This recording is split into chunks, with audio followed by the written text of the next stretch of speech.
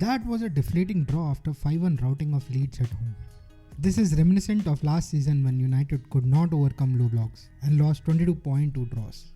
On the positive note though, United continue the impressive 27 away game undefeated English record, equaling the Arsenal team that were eventually dubbed the Invincibles.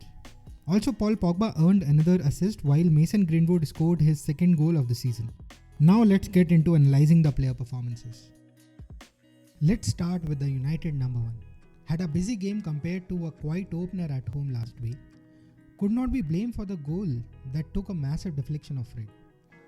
On the other occasions, fielded the ball with the sure hands and kept his team in the game. Wan-Bissaka is a good defender who can stop any player in his tracks. However, his quality going up front is just not good enough and he keeps the team a bit lopsided in attack. He needs to improve in that aspect, with Ole Gunnar Solskjaer eyeing Kieran Trippier from Atletico Madrid. It was a confident display from the new Swedish captain, who didn't put a foot wrong in the game.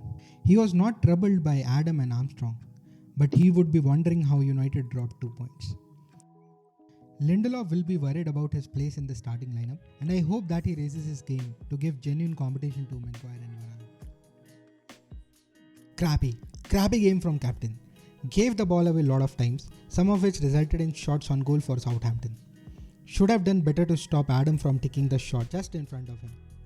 Brought Adam down later in the game and got a yellow card for it. One is left to wonder if it will be him who makes way for Varane instead of Lindelof. Shaw is still lacking full game fitness, as he did lumber on later in the game. He did make his trademark runs in the opposition half and delivered the ball immaculately from corners and free kicks, and would be urging his teammates to do better the next time on the receiving end of those crosses. He was culpable of leaving his spot in the defense vacant from where Southampton carried their attacks.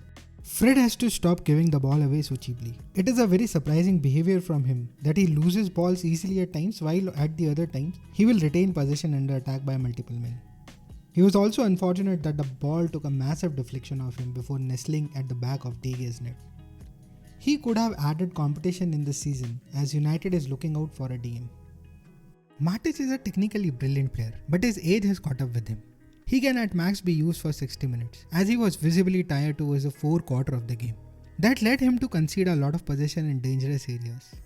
He was eventually replaced by Solskjaer, but I hope that he would be relieved earlier of his duties from the next game. Matic is only good for one more season at United, and we need to replace him by the coming summer. Mason is the rising star of this team. There is an innate sense of determination this season in him. He looks at his menacing best these days. He was our best outlet of attacks today and was rewarded with the equalizing goal. It would have been perfect had he converted the headed goal as well. We hope he continues his development and emerges as a starter this season. Have the competition figured out how to shut down Bruno? Or have refs decided to ignore fouls on Bruno? More questions than answers. But looks like that all Premier League teams in the bottom half take cues from Villarreal to shut Bruno down with this season. Refs too are helping their cause by ignoring those heavy tackles and fouls on him. Ole needs to start calling this out to avoid serious injury to our star player. Paul Pogba has finally arrived at Manchester United. Trickery that left opposition players bundled on the floor. Deft touches to negotiate the ball around player legs, long diagonal passes to switch play, or connecting with half volleys perfectly. The game of Pogba seems to be coming around this season. It is no coincidence that this is happening in a freer role than the pivot where he operated last season. We need to keep Pogba beyond this season at all costs. Martial offered nothing up front. He didn't even have the ball more than 10-11 times? And in those instances, he moved little, tried little, and was practically static before returning the prop to his team. Where has the Martial of old receded? He needs to find answers before his days at United come to an